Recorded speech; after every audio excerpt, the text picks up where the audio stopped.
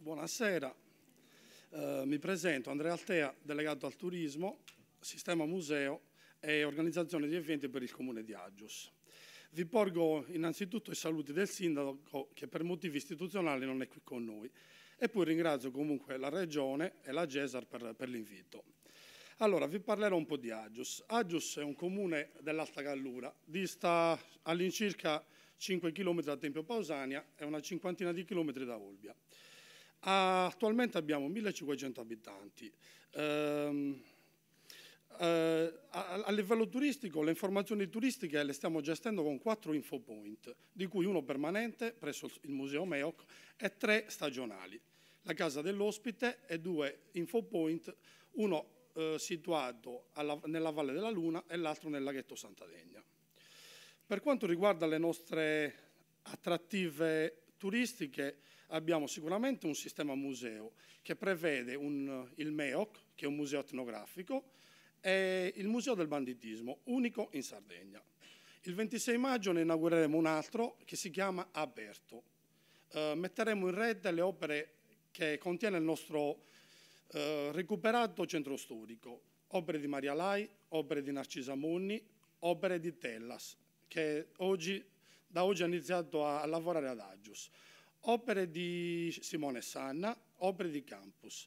L'idea è di spingere il visitatore proprio a visitare Aggius, non solo i musei, diciamo, al chiuso, ma il progetto è Aggius Paese Museo.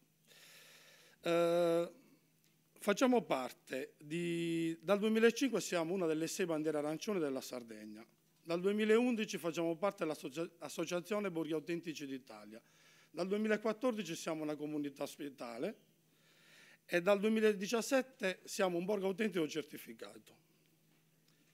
Allora, parliamo di esperienze. Le nostre esperienze prevedono laboratori di tessitura. È l'unico centro del nord Sardegna dove ancora si tesse la lana con telai tradizionali. È possibile anche frequentare i corsi che attualmente vengono organizzati in base alle richieste 2 o 3 volte all'anno presso il centro pilota Isola oppure presso il museo etnografico, dove è contenuta un'esposizione permanente del tappeto di Aggius. Un'altra esperienza che sta dando molti risultati è l'escursione su Monti Vraili. Monti Vraili, allora, Aggius sorge attorno a una catena di monti, che uno di questi è Monte Vraili. I monti sono illuminati e noi cosa abbiamo proposto? Un'escursione notturna su Monte Vraili. Si è iniziato 3 anni fa quasi per gioco. Il secondo anno le prenotazioni erano il martedì e il venerdì, dallo scorso anno giornalmente. Gruppi di 15 persone. Si parte all'imbrunire, si osserva il tramonto a metà tragitto, si arriva sul cima del monte, si raccontano le leggende di Aggius, la leggenda del tamburo che suona, la leggenda dei falsari. Si fa una piccola degustazione di prodotti locali, vermentino e dolci tipici. E poi niente, poi si scende stando attenti a dove si mette i piedi, senza esagerare col vino, diciamo, dai. Allora, per quanto c'è l'assicurazione? Tutto assicurato, tutto assicurato, tutto in regola, sono associazioni regolarmente riconosciute e costituite. Allora, per quanto riguarda, do numeri delle nostre strutture, attualmente Aggius ha 14 strutture ricettive per un totale di 104 posti letto. Abbiamo 5 attività che fanno ristorazione, 3 agriturismi e 2 trattorie. Si fa ancora il pane fatto in casa, si fa ancora la pasta fatta in casa, ciusoni, bruglioni e la zuppa gallurese. Diciamo a chilometro zero.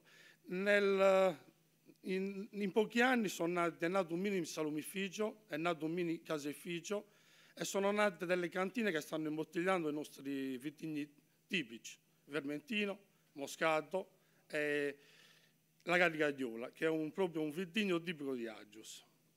Abbiamo una fiorente zona artigianale dove tuttora si lavora il ferro battuto, il legno, la pietra e a livello di tessitura abbiamo all'incirca 15 tessitrici, racchiuse fondamentalmente in 2 laboratori, un laboratorio ex Isola e l'altro è un laboratorio di un'artigiana singola.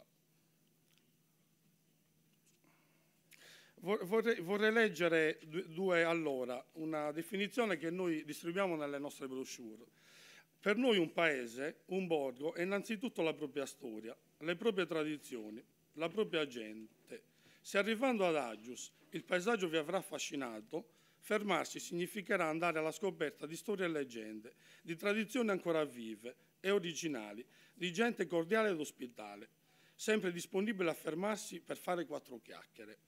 Io ho notato che comunque ormai gli agesi, vedo io un'intera comunità che si stringe intorno al turista.